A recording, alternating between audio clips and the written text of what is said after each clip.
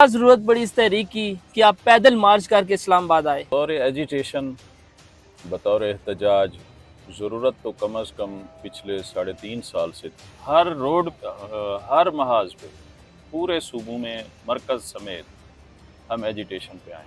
मुकन्ना अदलिया और इंतज़ामिया कि you are not eligible for this job, for this governance, please let step down.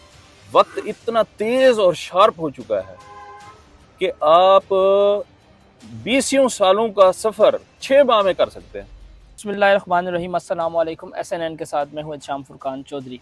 आज ओवरसीज़ कम्युनिटी के लिए जो प्रोग्राम लेकर आया हूँ, इस वक्त इस्लामाबाद नेशनल प्रेस क्लब के बाहर मौजूद हूँ और मेरे साथ मौजूद है नवाब मोहम्मद अली फैसल सदुज़ई साहब, जो डेरा गाज़ी ख़ान से पैदल एक मार्च करके यहाँ पर आए हैं, एक तहरीक लेकर इस्लामाबाद की तरफ आए हैं। मेरा कैमरामैन अगर बताए, ना नया पाकिस्तान और ना पुराना पाकिस्तान, हमारा पाकिस्तान हमारे हवाले किया जाए। फैसल साहब से पूछेंगे कि क्या अगराज़ व मकासिद हैं और कब से आप इस्लामाबाद में मौजूद हैं, और जो मुतालबात लेकर आप इस्लामाबाद में आए, क्या उस पर हुकूमती बेंच आपके पास आया? इस वक्त आप नेशनल प्रेस क्लब के बाहर बैठे हैं, हुकूमती अरकान का आपसे रब्ता हुआ? मज़ीद जानते हैं फैसल साहब से। अस्सलाम वालेकुम। वालेकुम सलाम व रहमतुल्लाह। सर कैसे हैं? अल्हम्दुलिल्लाह, सर बहुत ठीक। क्या ज़रूरत पड़ी इस तहरीक की कि आप पैदल मार्च करके इस्लामाबाद आए? बतौर एजिटेशन, बतौर एहतजाज, ज़रूरत तो कम अज़ कम पिछले 3.5 साल से थी। सही। इंतहाई मखदूश हालात में जब मुकन्ना अदलिया और इंतज़ामिया तीनों का फेल्योर हो चुका हो, तीनों सर्विस देने में और प्रोटेक्शन देने में आवाम को नाकाम हो चुके हैं, तो ये ज़िम्मेदारी सियासतदानों की ही बनती है कि वो निकलें और अपनी आवाम के साथ या आवाम में कि उनको बताएं कि हमारे मुल्क का फेल्योर हो रहा है। ये इस को कम अज़ कम 3.5 साल से तो मैं महसूस कर चुका था, लेकिन उस वक्त मैं इस पार्टी का सेक्रेटरी जनरल था। अच्छा। उस वक्त चेयरमैन और थे, अहमद रज़ा कसूरी साहब थे। वो यस। इस वक्त रिटायर्ड हाल्ट है। इसी साल इंट्रा पार्टी इलेक्शन में मुझे चेयरमैन चुना गया। सही। तो फिर मैंने अपनी डॉक्ट्राइन जो लागू की वो यही कि हम हर रोड हर महाज पे पूरे सूबों में मरकज़ समेत हम एजिटेशन पे आए। सही। मरकज़ में मैं खुद आया हूँ, वहाँ सूबों में नौजवान प्रेस क्लबों के आगे वो अच्छा। डे बाई डे दे रहे हैं, ठीक मुसलसल है। नहीं दे रहे, ठीक हो गया। वो डे बाई डे देते हैं। तो इस एजिटेशन को इंशाल्लाह हम, ये सिर्फ कन्वेइंग है सही। इन तीनों को, मुकन्ना अदलिया और इंतज़ामिया, कि you are not eligible for this job, for this governance, please let step down. सही। आप छोड़ दें, शफकत करें, इस पे बज़िद न रहें कि आप ही इस मुल्क को बचाएंगे या आप ही इसके मसीहा हैं। छोड़ दें, ये कोई रॉकेट साइंस नहीं है कि आपके लिए एक इंतहाई बड़ा पेचीदा सा मिशन होगा, वो निकले या ना निकले, ऐसा नहीं है। सादा सा कानून है, हर इदारे में से 1 नंबर आदमी निकालें, वो हर किसी को पता है वो कहाँ है।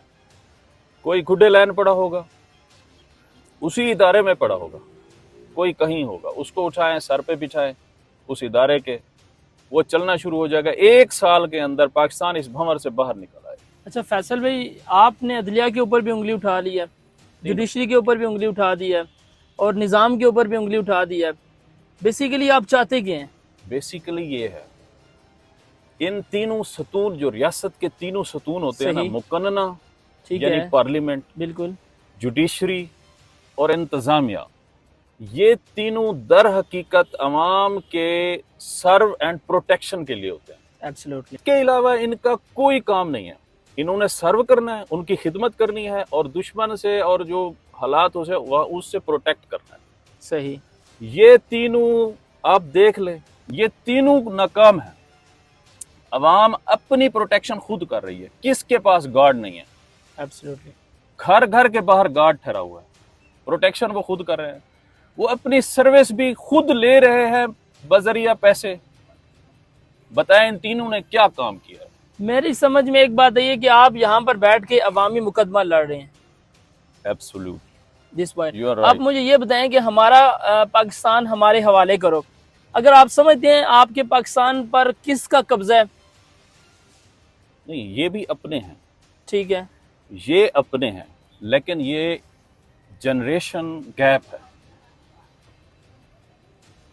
ये अबव 60s हैं। ठीक है, इनको उस वक्त की साइकी और वो चीज़ें इनको इनके माइंड में है, जबकि आज वक्त की तरजीहात और है। वक्त इतना तेज़ और शार्प हो चुका है कि आप 20 सालों का सफ़र 6 माह में कर सकते हैं।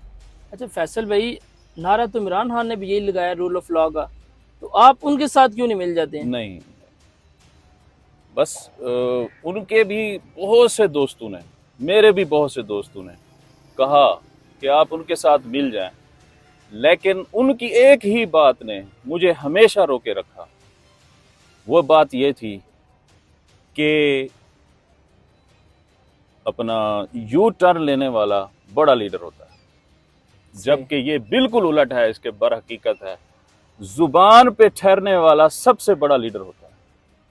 जिसने जो जुबान कर दी ना, उसने कह दिया कि मैं आज ये काम करूंगा तो जमीन आसमान हिल जाएं, ठीक वो काम पूरा करें। फैसल भाई, एट द एंड क्या मैसेज देना चाहेंगे सोसाइटी को?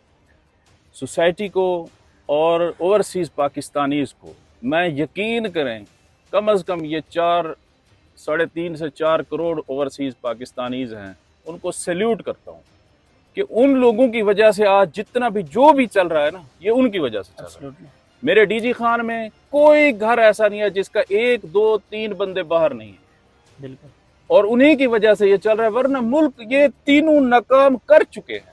1 लाख अरब के कर्जे समेत हमारे सरों पे वो चला हुआ, कोई भी राह नहीं है इससे बाहर निकलने की। ये तीनों अब जो भी टेल लगा ले, ठीक हो गया। एक ही राह है, ये सब रिजाइन करें, ये सब नीचे आए। इनके सब बड़े आर्मी चीफ साहब, चीफ जस्टिस साहब, वजीर आजम साहब, सदर साहब और इलेक्शन कमीशन के बड़े हर रिकग्नाइज जो नॉमिनी है वो रिजाइन करे, नीचे आए और अपना एतराफ करे कि हम पाकिस्तान को डुबो चुके हैं। इस सीक्रेट सर्विस उसकी जो अमेरिका की वो थी उसकी तरह, उसने एक छोटे से हमले पे कहा है कि जी हमारा फेल्यूर है, उसने इस्तीफा दे दिया। आप इस्तीफा दे सब, आज का पाकिस्तान उनसे भी बहुत बुरी हालत में है। ठीक हो गया। जी बिल्कुल नाज़रीन, उम्मीद करते हैं हमारा आज का प्रोग्राम पसंद आया होगा, और जो मेन चीज़ है इस प्रोग्राम की, आवाम को उसका हक दिया जाए, हमारा पाकिस्तान हमारे हवाले किया जाए, मेन स्लोगन जो है पूरे प्रोग्राम में आपने सुना होगा। इंशाल्लाह फिर मिलेंगे किसी नए टॉपिक के साथ, तब तक के लिए अपने मेज़बान को इजाज़त दें। अल्लाह हाफिज़।